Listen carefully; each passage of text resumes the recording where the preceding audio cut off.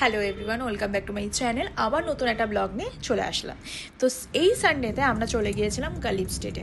তো যারা জানো না তাদের জন্য গালিব স্ট্রিট সম্বন্ধে ছোট্ট একটা ধারণা হওয়ার জন্য আমি ডিটেলসটা শেয়ার করছি।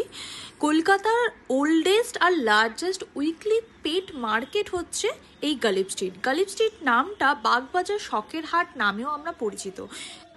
কথায় আছে না, শখের দাম লাখ টাকা। এই জায়গাটার নামের সাথে এই কথাটা কিন্তু খুব মিল খেয়ে যায়, কারণ এখানে ঘর সাজানোর প্রচুর জিনিস পাওয়া যায় আর ঘর সাজাতে কে না ভালোবাসে। ভিডিওটা প্রথম থেকে শেষ অবধি দেখো, কারণ আমি এই ভিডিওতে তোমাদেরকে শেয়ার করবো যে এখানে তুমি কী কী জিনিস কিনতে পারবে, কী কী জিনিস অ্যাভেলেবিলিটি আছে।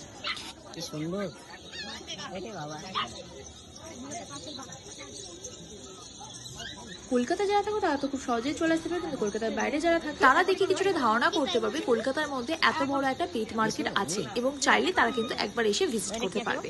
তো ফার্স্টেই বলে রাখি, এই জায়গাটাতে সকাল সকাল যত তাড়াতাড়ি পারবে উঠে চলে যাবে, কারণ আর ঘড়ির কাঁটা 9টা ক্রস হতেই কিন্তু এখানে প্রচন্ড ভিড় হয়ে যায়, পা ফেলার মতো জায়গা পাবে না। আর ওগুলোই বড় হয় না, মার্কেটে এন্ট্রি করার স্টার্টিংয়ে তুমি এরকম সুন্দর সুন্দর পাপেটের কালেকশন দেখতে পেয়ে যাবে। তোমাদের যেটা পছন্দ তোমরা কিন্তু এখান থেকে পারচেস করতে পারবে। বিভিন্ন রেঞ্জের এখানে আছে। প্লাস চৌদ্দ সংক্রান্তির জন্য কিন্তু এদের একটা অফারও চলছে, আর বার্গারিং কিন্তু মাস্ট। তো অবভিয়াসলি বার্গারিং করে এখান থেকে পারচেস করে।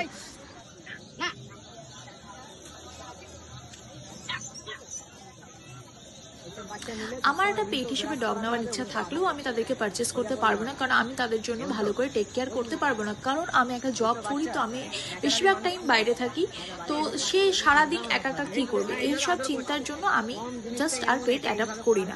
কিন্তু তোমাদের যারা ভালো লাগে তারা কিন্তু এরকমভাবে একটা পেট অ্যাডাপ্ট করেই নিতে পারো। প্রথম থেকে সামনে করলে আপনার এই লোমের এখান থেকে লোমটাকে বাড়বে, পুরো পেছনের মতন গোল হবে। একটা ইম্পর্টেন্ট জিনিস তোমাদের সাথে শেয়ার করি, তোমরা যদি এখান থেকে কোনো পাপেট কেনো তার কিভাবে টেক কেয়ার করবে, কিভাবে তার খাওয়া দাওয়ার সমস্ত কিছু তারা কিন্তু একবারে তোমাকে ডিটেলসটা শেয়ার করে দেবে। যেহেতু তোমার কিন্তু তুমি যদি ফার্স্ট টাইম কাউকে অ্যাডাপ্ট করে থাকো, সেক্ষেত্রে তোমার কিন্তু কোনো অসুবিধা হবে না। চলো এবার চলে আসি আর একটু এগিয়ে দেখতে মার্কেটটাতে কি আছে। এখানে সুন্দর সুন্দর বার্ডস, তাদের খাওয়ার, তাদের বাসা, সমস্ত কিছু তুমি এখান থেকে পেয়ে যাবে। আমার বাড়িতে যেহেতু বার্ডস আছে তার জন্য একটা বড় একটা খাঁচা দরকার ছিল, কারণ সে আস্তে আস্তে বড় হচ্ছে। সেই খাঁচা, তারপরে তার খাওয়ার দাওয়ার আমি কিন্তু এখান থেকে পারচেস করেছি। আর সুন্দর সুন্দর এই খরগোশগুলোকে দেখতে পাচ্ছ, কি কিউট না?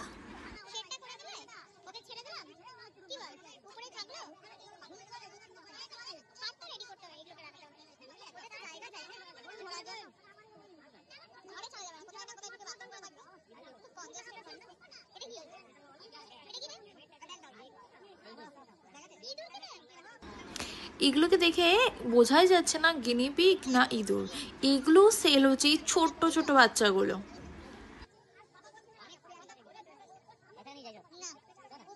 অনেক ক্ষেত্রে আমি দেখেছি ছোট ছোট বাচ্চারা তাদের বাড়িতে পেট পালার জন্য বাবা মার কাছে জেদ করে, এবং বাবা মা বাধ্য হয়ে তাদেরকে কিনে দেয়। কিন্তু প্রথম শুরুতে তাদের এক্সাইটমেন্টটা থাকে, তার জন্য তাদের টেক কেয়ার করা, খাওয়ানো সমস্ত কিছু ঠিক আছে, কিন্তু কিছুদিন পরেই তারা টেক কেয়ার করাটা ছেড়ে দেয়।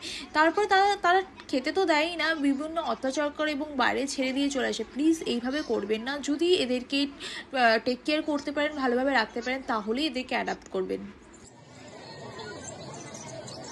তারপরে একটু এগিয়ে যেতেই দেখলাম এত সুন্দর সুন্দর পাখি, পায়রা, মোরগ, বিভিন্ন প্রজাতির বার্ডসের কালেকশন এখানে কিন্তু সেলিংয়ের জন্য এরা রেখেছে।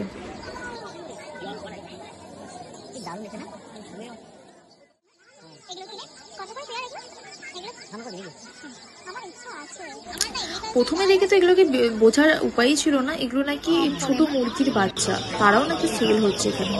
তারপরে এই ছোট অ্যাকোরিয়াম, এখানে খাবারও কিছু দোকান বসেছিল। তারপরে চলে আসলাম আমার অ্যাকোরিয়ামে ফিশের জন্য। তো আমার অ্যাকোরিয়ামে ফিশ অলরেডি আছে, কিন্তু ডেকোরেশনের কিছু আইটেম আমি এখান থেকে পারচেস করেছিলাম। কি কি পারচেস আমি এখান থেকে করেছি সেটা তোমাদের সাথে আরেকটা ব্লগে আমি শেয়ার করব।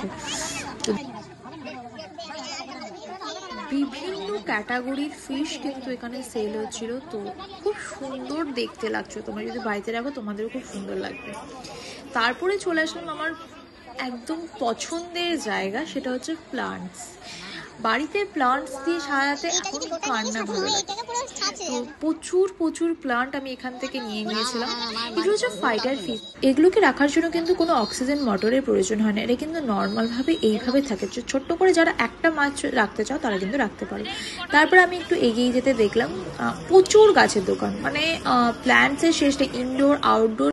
জবা ফুল তো কম বেশি আমরা সবাই চিনে থাকি, কিন্তু এর কালারফুল কম্বিনেশন ভ্যারাইটিস দেখতে পাচ্ছ কত অসাধারণ লাগছে। আমার বাড়ির জন্য প্রচুর গাছ, অ্যাকোরিয়ামের জিনিস এবং আমার পাখির প্রত্যেকটা জিনিস আমি এখান থেকে বাজার করে নিয়ে বাড়ির পথে এবার রওনা দেবো। যদি ভিডিওটা ভালো লাগে থেকে লাইক শেয়ার কমেন্ট করতে ভুলো না। আর নেক্সট ভিডিওতে আমি দেখাবো কি কি পারচেস করেছি। Bye bye.